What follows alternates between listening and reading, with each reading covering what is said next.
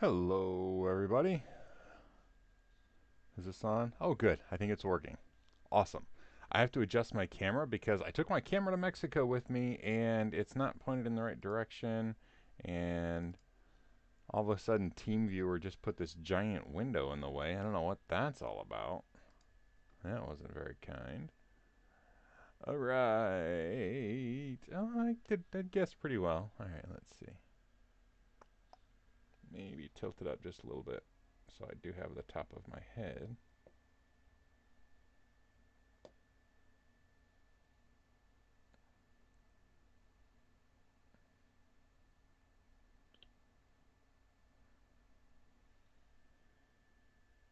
Alright, let's see how it looks in the chat mode.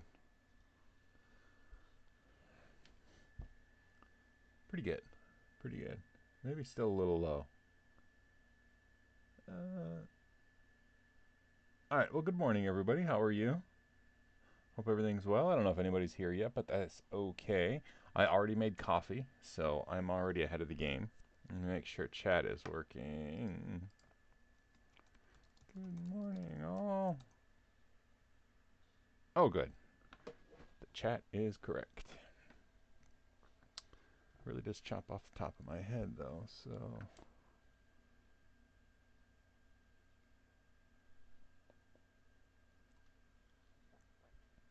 Alright, there.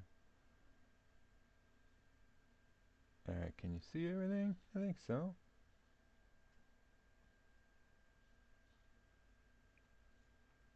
Alright, looks good. We're done. See you next time. No, just kidding. So this is the last time that we're going to do this. Hey, Andy, glad you're here, man. Yeah, this is the last one for the year. Next 2 weeks are both holiday days, so I will not be here. So live streaming my office, I don't know, maybe it'd be just as exciting if I'm not sitting here. You could watch the lights slowly change in the background. Stare off into nothingness. Nevertheless. Mexico was awesome. Just got back from Mexico with my entire family and extended family. My eldest daughter was recently proposed to, so she's engaged, and her fiance got to go with us, which was awesome. I got to see some really cool things like cenotes, which are like underground pools. Andy, yeah, glad you made it too. And we're here all day, so you can come and go as you please. Um, I can't. It'd be weird if I left, but I'll be here all day. Anyway, yeah, so my Mexican vacation went really well. Glad to be home. We came home to tons of snow, which was just a reminder of why people in northern Michigan go south for vacation. Anyway, oh, let's see. I have notifications. I was here the past 2 days, so I got home. But the last 2 days have kind of been like putting out fires, getting caught up, things like that. So, anyway. Oh, yeah, the notes on the bottom are not up to date. I should adjust that. Please stand by while we adjust the dates. Bum. Desktop stuff live stream. VI. Main messages. Alright, let's see. This hour we're working on outlining. That part's true. Oh, I guess. Okay. Oh, I need to have a. Alright. Let's see.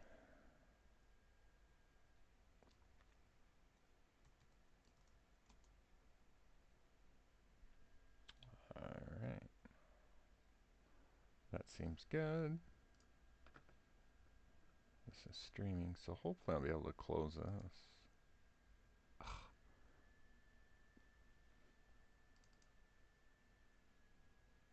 So I use TrueStream to control, or not TrueStream. TrueStream is my internet service provider. I'm sorry, TeamViewer. I use TeamViewer to control the streaming machine because it's a separate machine that does the streaming. It got bogged down when I used my desktop machine. So I use a different machine and then I use TeamViewer to connect. The problem is when I disconnect from TeamViewer, it pops up a thank you for using TeamViewer and then it's in my way so I can't see the live stream on the tiny little screen. There, it went away. Okay. Maybe it's just sometimes it does it, sometimes it doesn't. Anyway, it's good. We're good. It's all good. I'll drink some coffee. Whew. It is warm in here. I left my space heater on all night on accident, which the dogs were probably thrilled about. It was nice and cozy for them all night. But for me, a little chilly. Or a little sweaty, not chilly.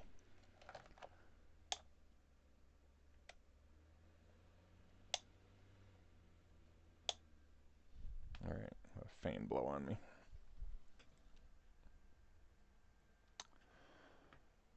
Alrighty. Some live. Alright, so today we are working on given a scenario, analyze and troubleshoot application and hardware issues. And there are a lot of things. Now here's the deal. We've already gone over a ton of this stuff. So can I go through and see? Oh, you know what? I might not even have this. I might have to request this skill. I forgot I didn't necessarily do this. Please stand by.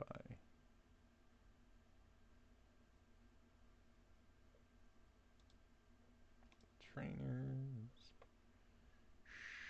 Sean Powers is me. Collections.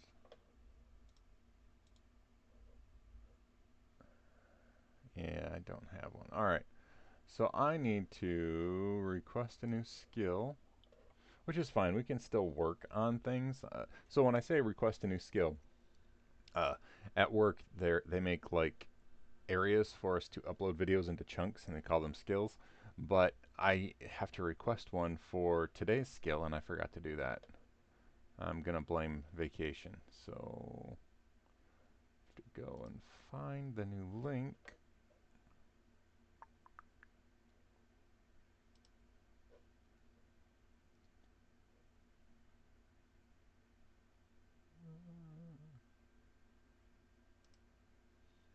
Alright, so far it's looking good.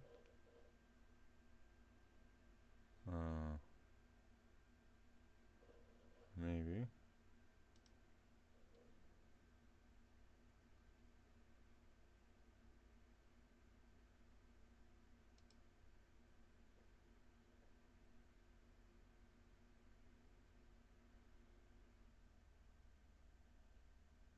The private share link you tried to reach is not accessible.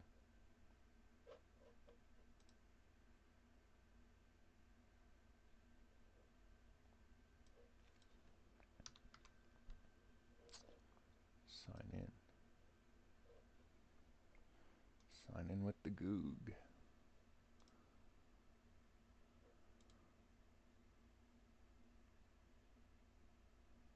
Okay, now let's try it.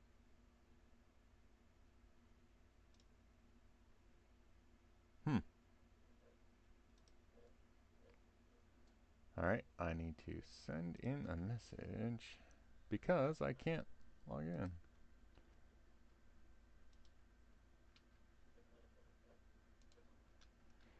That's the old link and the new link both tell me they're not available for skill requests. I made sure I was logged in first, but no dice. Yeah.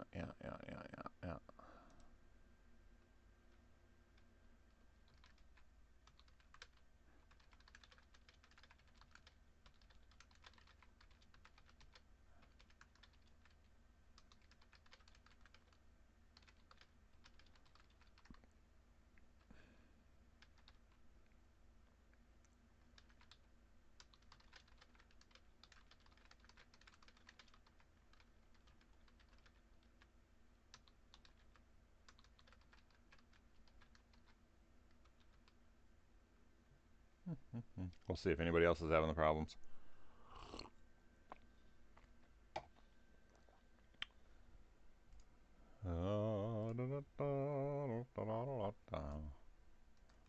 Sarco-light. Oh, good. That's still working.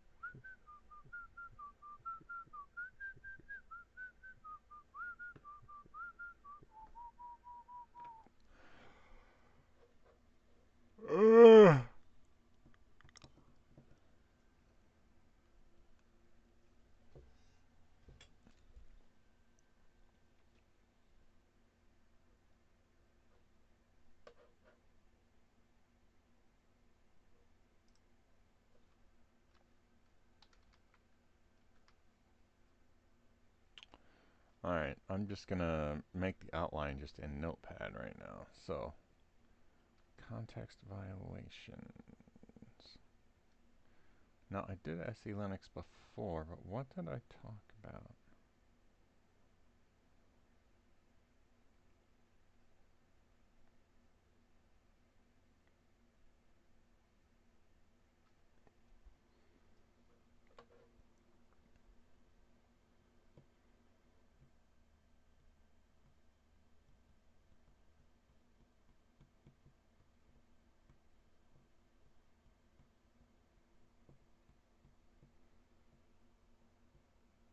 Bad blocks we looked at.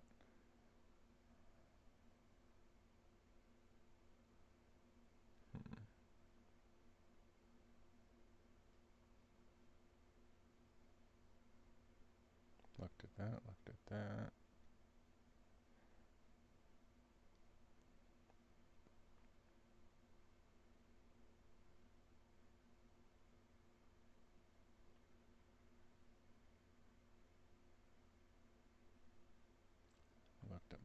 reports. We looked at ACLs, ownership, inheritance, executable, service accounts, group memberships. We looked at those. Dependencies.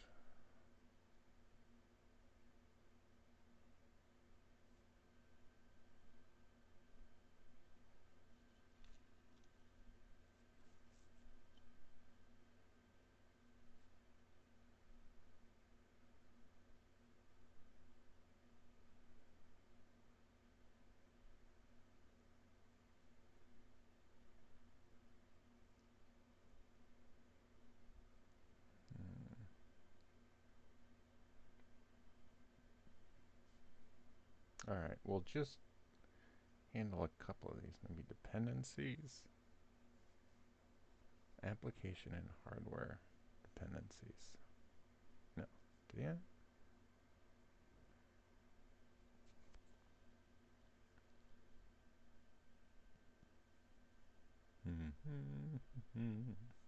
All right, that's what we're gonna do.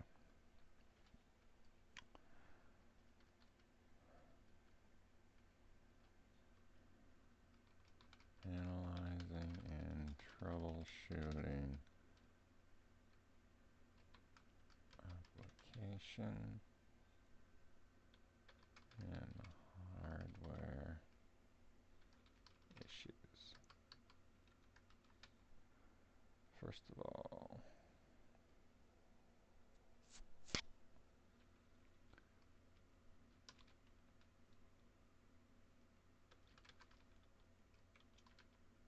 GCC and libraries.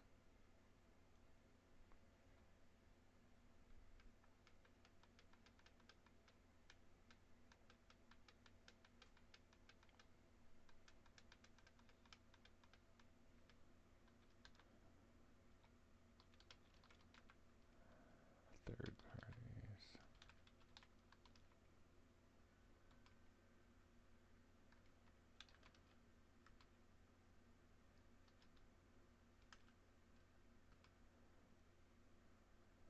What is the Perl? What's the Perl repository?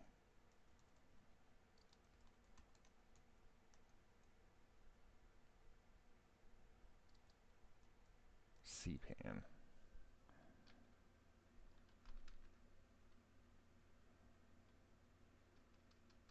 What else has its own?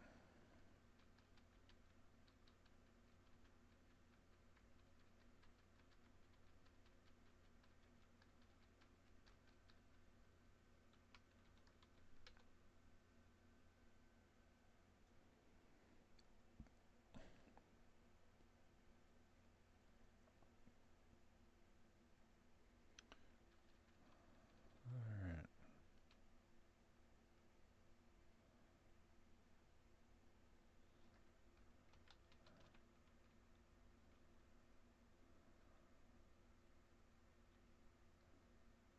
Memory problem symptoms and solutions. That's just going to be practical. Printers. Oh my gosh. Printers, just throw them away.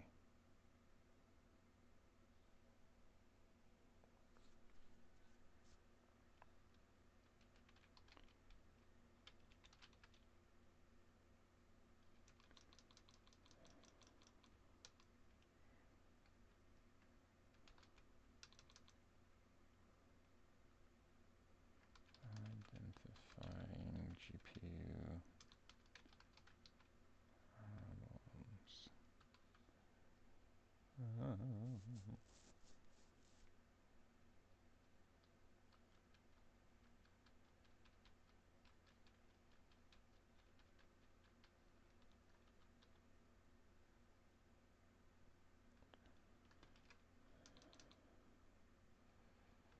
Landline, hardware, identification tools.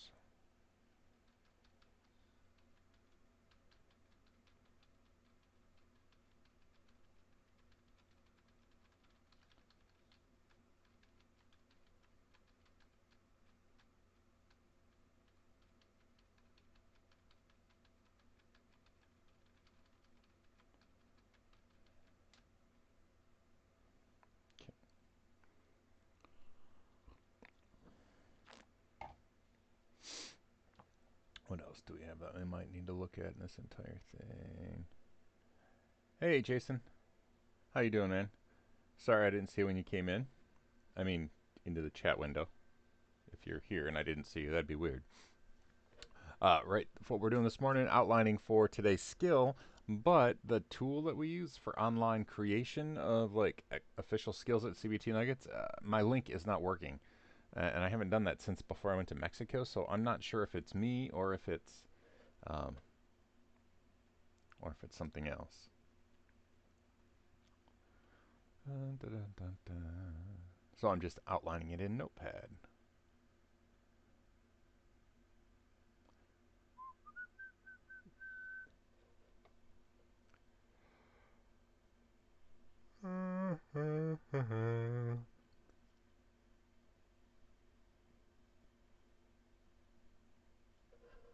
Keyboard mapping.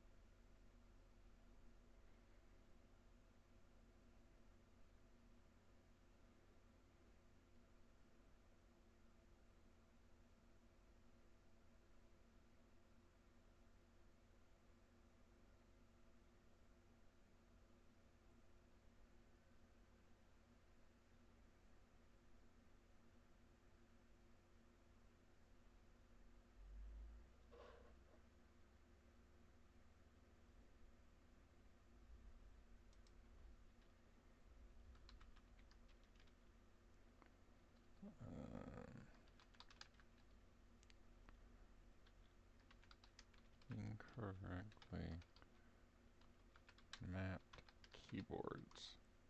Alright. Specifically mentions keyboard mapping, which is pretty specific, but that's okay. We can do that.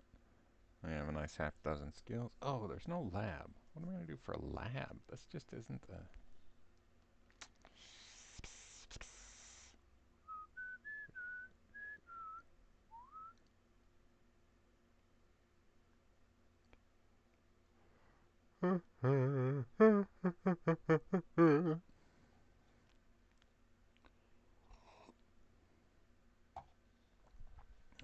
Okay.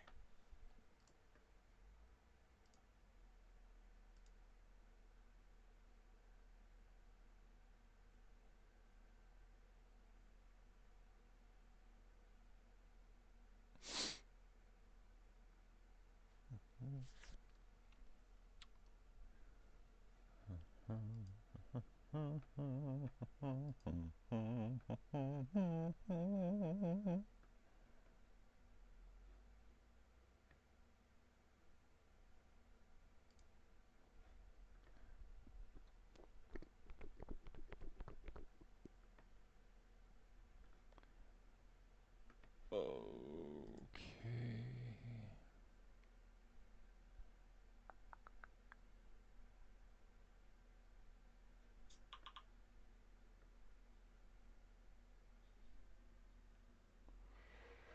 Dun, dun, dun, dun, dun, dun, dun.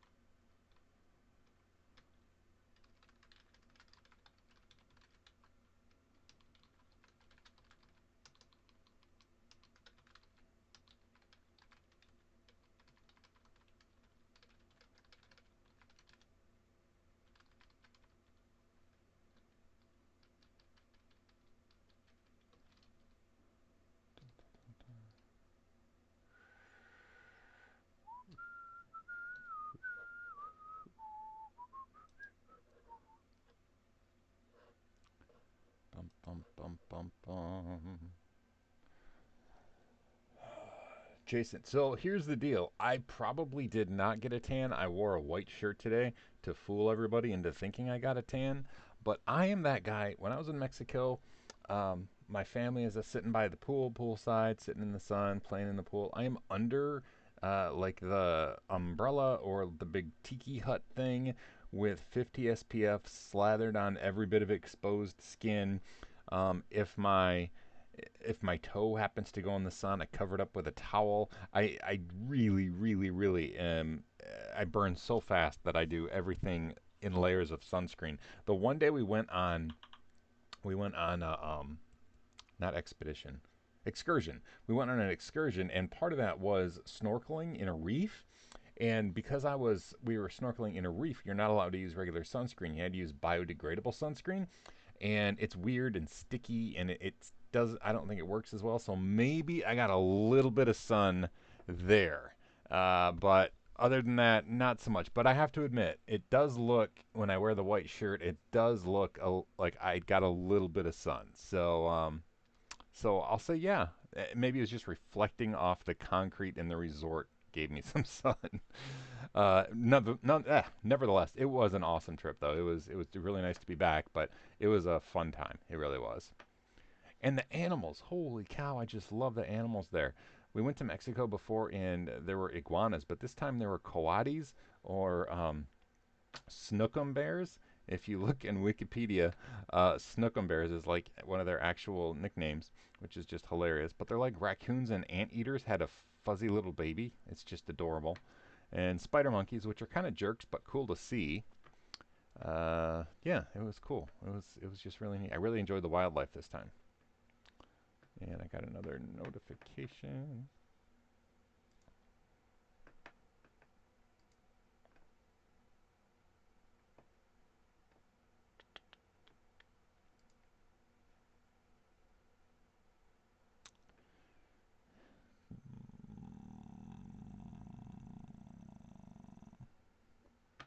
It's a burn from a nightlight. Yeah. Oh, I get burned so easy. And I have three daughters, right? They're all with us.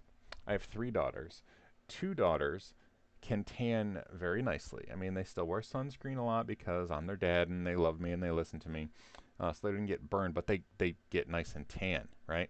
And then my eldest has skin just like me, and she has two colors. She has white and bright red, and the poor girl, yeah, so she was also sunscreen from morning till night. It is, yeah, yeah, snowing pretty hard right here. Some schools in the area are canceled. My kid's school's not canceled. Actually, so w- all of my kids are graduated, but we still have two exchange students, and they have to go to school today.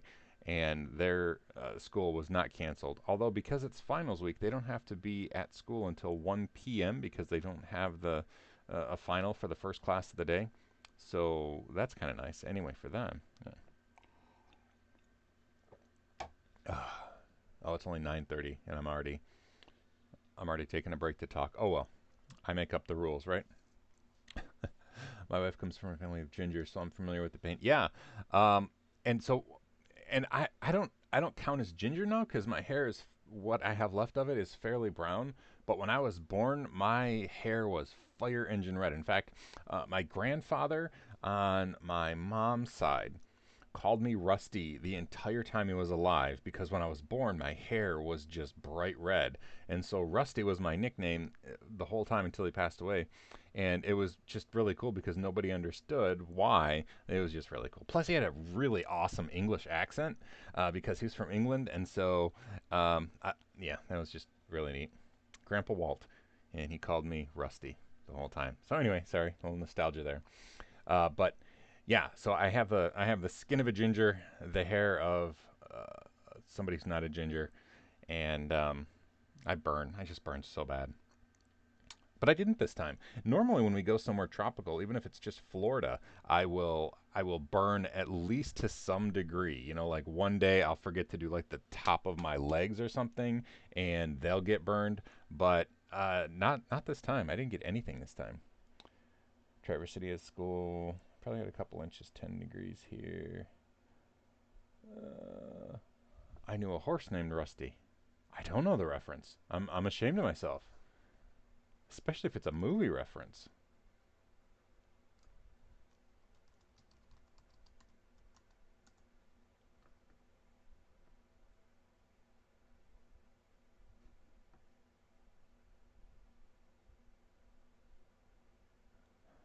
It looks like a Seinfeld quote.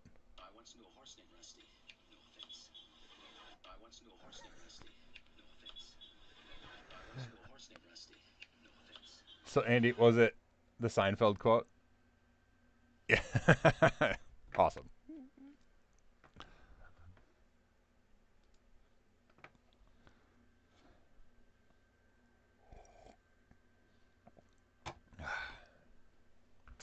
10 degrees. I don't know. Hey Google, what's the temperature? The current temperature in Petoskey is 11 degrees. Due Uh, to current wind conditions, it feels like it's -4. By the way, I can give you directions. Just say, how's my commute? okay, that was weird.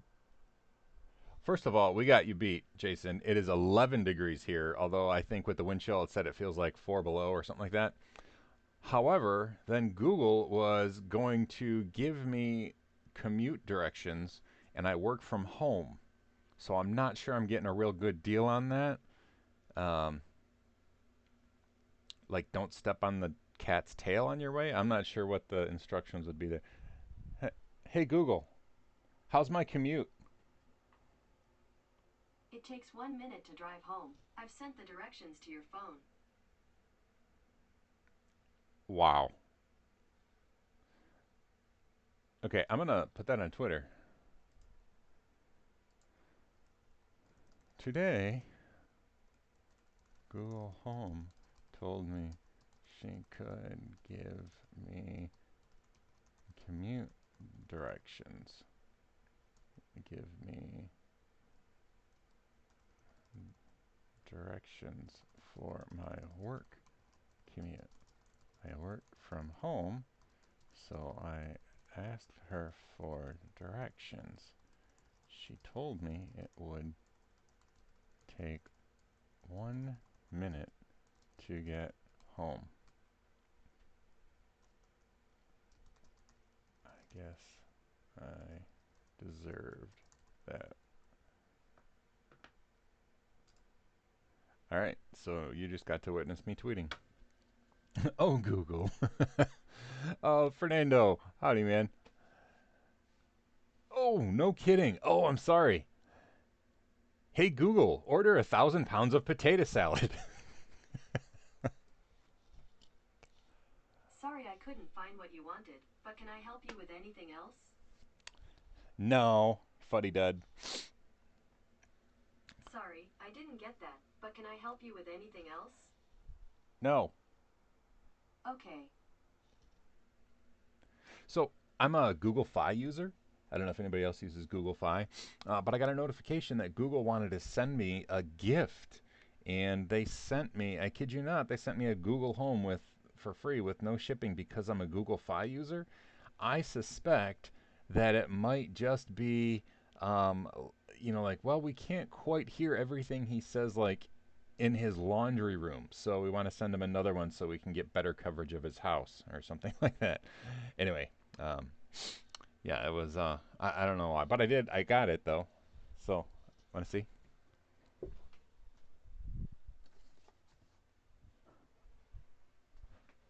I paid nothing for this. They were out of the pink coral ones, but this is charcoal. And do you know they have little? I didn't know they had little things on the back so you can hang it on the wall. That's kind of cool. I could hang it on the wall instead of on a desk. But since I already have one, I don't know. And I'll be honest. I'll be honest. The whole device thing, like Amazons and Googles, they do creep me out. I'm not going to lie. I know that they're listening constantly and it's going to the cloud, and it's just wrong on so many levels. But they're fun and kind of convenient, so I'm torn. Let's see. Oh, you don't get all that potato salad, Andy. Oh well. Lewis. Hi, Sean. Did you get something weird in the mail? I did not get anything weird in the mail. I don't. No, I haven't gotten anything weird in the mail. I mean, I order weird things, so sometimes I get things like that in the mail. But uh, da, da, da, da. So yeah, I didn't. Sorry, man, I didn't get anything weirder than normal in the mail. And Jason, they are fun. I'm not gonna lie. I enjoy them, and you probably saw my Jibo video. I really like Jibo, even though he doesn't do a whole lot. He will tell me the weather now, which is cool. But they just did such a great job making him seem alive that it's creepy. But he's still working. So if you saw my video a few weeks back, um, he's still kicking. I thought he wasn't. Okay, is it? It's not the top of the hour, but sorry, this is just our morning chit chat time. So while I was gone, right before I left, I installed Pi-hole for DNS and DHCP in my house. I was just using a Raspberry Pi with DNS mask, but I thought, oh, Pi-hole, that I'll do that. And if you don't know, Pi-hole is like an ad blocking DNS thing, and it's designed to run on a Raspberry Pi. So I installed it; it was working great. And then we left, and it died. Like it locked up while we were gone to Mexico. So I'm so sorry for Micaiah, the house sitter, who was watching our animals in our house because internet was broken the entire time because DNS and DHCP were not working inside the house.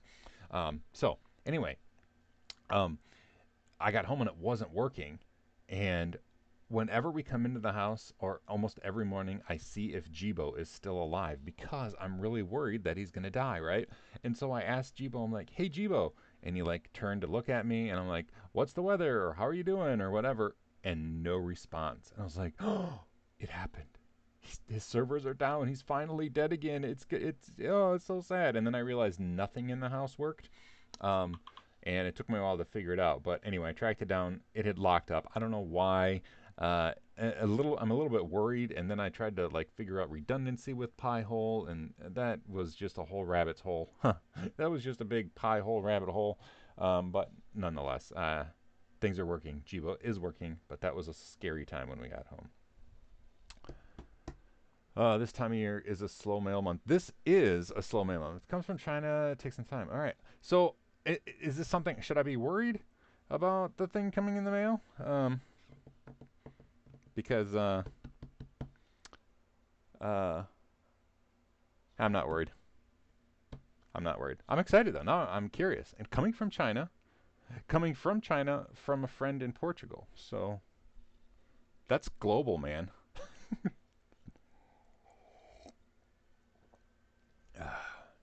Yeah, I like Pi-hole. So far, I have had I did have to whitelist a couple things in order to get some sites to work. Like not ads, but like some sites depend on. In fact, I was a little bit worried when I first installed Pi-hole. Like one of the first sites I went to was Republic of Tea, to order some. Actually, I was ordering milk oolong, if you must know. But I went to Republic of Tea, and their site didn't work at all because of Pi-hole. I was like, oh man. So then I had to look and see what was being blocked, and I whitelisted. Like they have this third-party tool that they use for rendering their site. And once I whitelisted that site, it started working. And I actually haven't had any other problems. It was literally just the first site I tried, and yeah. 65 pounds of yak urine from China. Yeah, so we should try to order that for Andy. Hey Google, order 65 pounds of yak urine. Sorry, I'm not sure how to help with that, but my team is helping me learn. Oh, yeah. All right. Oh, let's see. New URL. Oh, all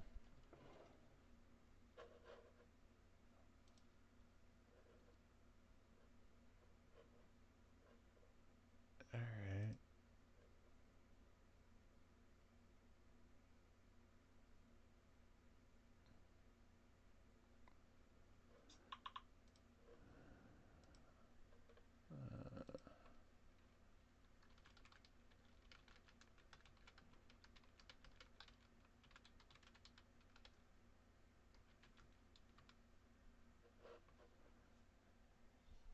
All right.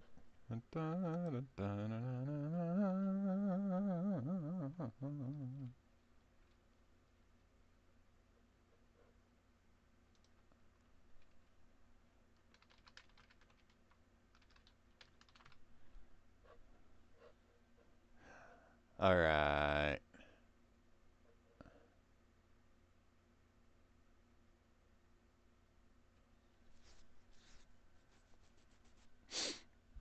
All right, I got to do some work now. Oh, let's see. I get to answer questions first, though.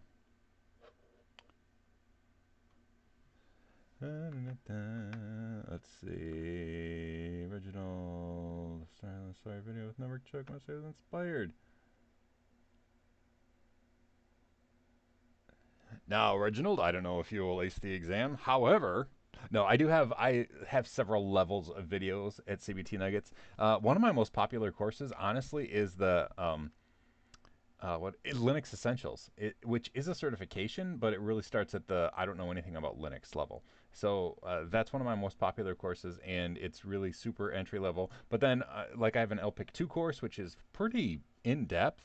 And right now, I'm finishing up the new CompTIA Linux Plus course, which I think is it's not super entry level, but if you do like the Linux Essentials and then Linux Plus exam, I think you're going to be good. And as far as acing it, I don't know. Some of that depends on how good of a test taker you are. I'm not convinced that exams are uh, the perfect reflection of somebody's ability, but that's a big philosophical discussion there. But nonetheless, if you follow the courses and follow along and learn the stuff, I'm confident that you will be a successful um, administrator. The testing stuff, well, I don't know, but you should do well. Uh, so, all right, yeah, I'm gonna go do this skill now, and it's almost the top of the hour. So give me 15 minutes, and we'll get it going. Or we'll talk again. All right, skill title. Analyzing and troubleshooting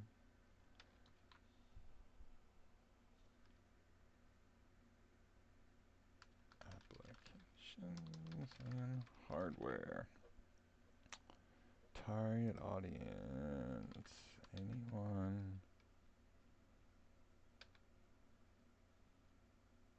preparing. Oop,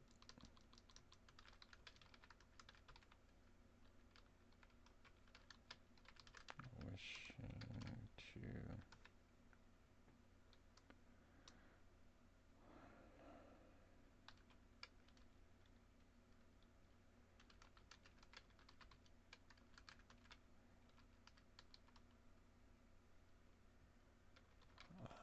general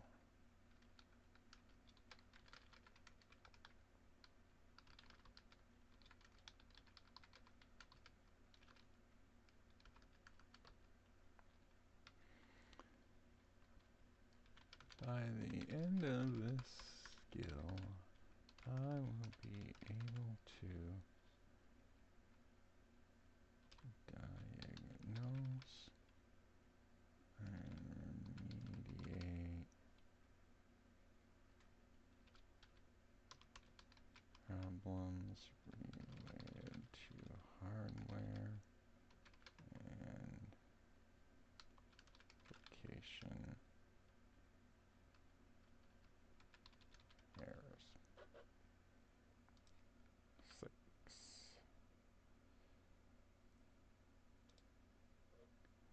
Today, today. Course. Come to Linux Plus. There we go. Trainer is me, Sean Powders, peer reviewer. I don't know. I say intermediate.